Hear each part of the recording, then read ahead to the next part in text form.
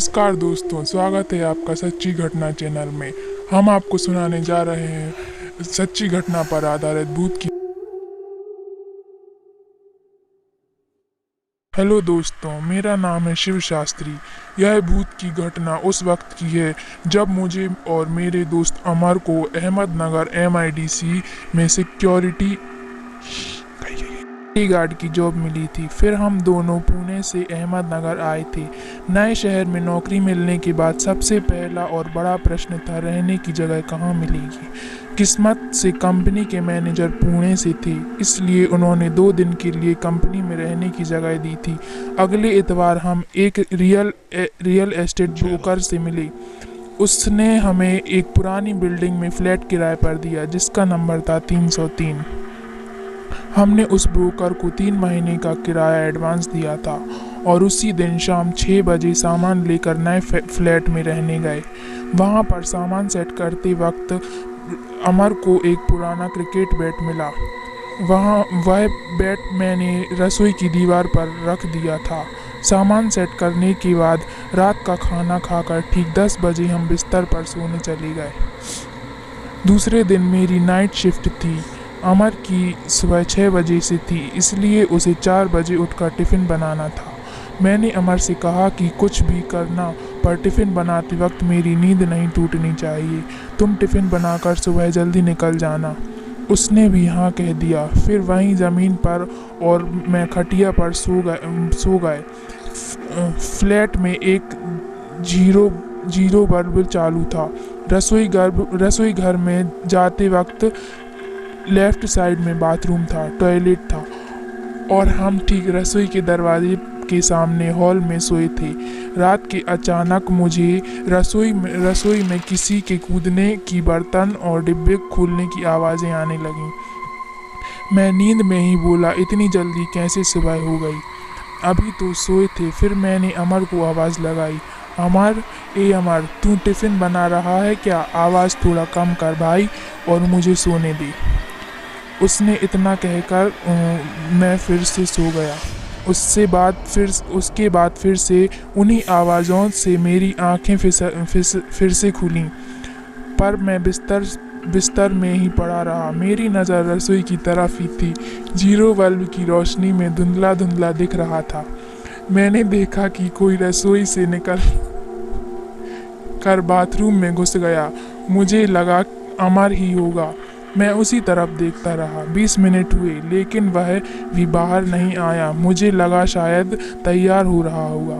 फिर मुझे प्यास लगी। मैं खटिया से नीचे हमेशा पिन का लोटा रखता हूँ, वहीं लेने के लिए जब मैं झुका तो नीचे का नज़ारा देखकर मुझे झटका लगा, क्योंकि अमर अभी नीचे ज़मीन पर ही सोया था। अब अगर अमर मेरे सामने था तो बाथरूम में 20 मिनट से कौन घुसा हुआ था? यह सोचकर डर के मारे मैं सिहर उठा। मैं डर से कांपने लगा था। मैंने उठकर सबसे पहले लाइट के सभी स्विच चालू किए और घड़ी देखी। उस वक्त ठीक रात 12 बजे थे। फिर मैंने अमर को उठाया और उससे पूछा, भाई तू अभी बाथरूम में था ना, तो तू बाहर कब आया? अमर नींद में ही आंख मलते हुए बोला, मैं कहीं नहीं गया था, मेरी नींद अभी अभी तो तुमने तोड़ी है। तब मैंने जो देखा वह सब उसे बता दिया। फिर हमने पूरा घर छान मारा पर हमें कुछ नहीं दिखा।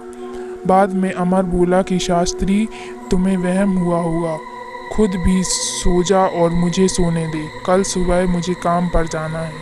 फिर जो हुआ था मैं भी उसे वहम मानकर सो गया। अगले दिन सुबह पुणे से हमारा गणेश नाम का एक दोस्त सरकारी बैंक का एग्ज़ाम देने आया था, क्योंकि उसे अहमदनगर का एग्ज़ाम सेंटर मिला था और वह हमारे साथ ही रुका।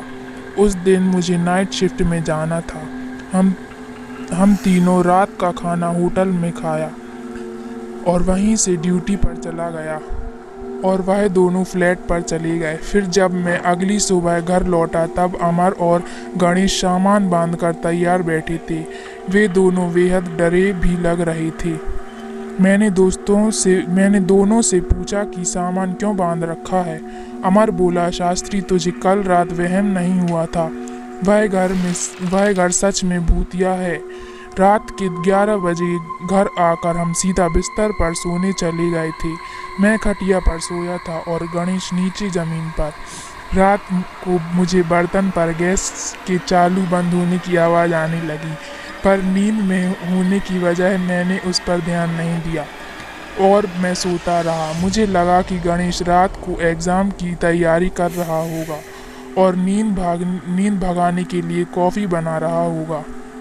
लेकिन कुछ समय बाद नींद में ही किसी ने मुझे खींच के एक ज़बरदस्त कंटाप बजाया और नींद में ही गणेश के बाल नोचकर उसका सिर ज़मीन पर पटक दिया। हम दोनों हड़बड़ाहट में उठ बैठे।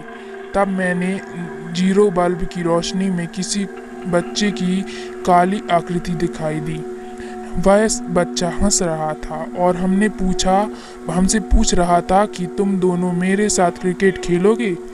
बोलो ना, खेलोगे क्या? हम दोनों डर से थर थर काँप रहे थे, पर हम कुछ बोले या चिल्लाए इससे पहले ही वह भूत हमारे सामने तेजी से रसोई घर में जाकर वह क्रिकेट का बैट लेकर आया जो हमें मिला था। उसके बाद वह बाथरूम में घुस गया और दोनों अभी तक बाहर नहीं निकला। उसी के डर से हम रात भर सोए नहीं। रात भर हमने हनुमान चालीसा का पाठ किया और अब सामान पैक करके बैठे हैं। यह सब सुनने के बाद हमने रसोई में रखे हुए बर्तन और गैस वैसे ही छोड़ दिए और हॉल में जो सामान था वो सब लेकर कंपनी में चले गए। बाद में मैंने आसपास के पड़ोसियों पूछताछ की थी, तब उन्होंने बताया कि बिल्डिंग बनाते समय वहाँ पर एक बच्चे की ऊपर से गिरकर मौत हो गई। अभी तक उस बच्चे की आत्मा वहाँ भटक रही है। कभी कभी वह बच्चा आसपास और बिल्डिंग वालों को दिखता है और कभी कभी उसे देखने वालों को अपने साथ क्रिकेट खेलने को कहता है। यह थी भूतिया फ्लैट 303 सच्ची घटना पर आधारित कहानी।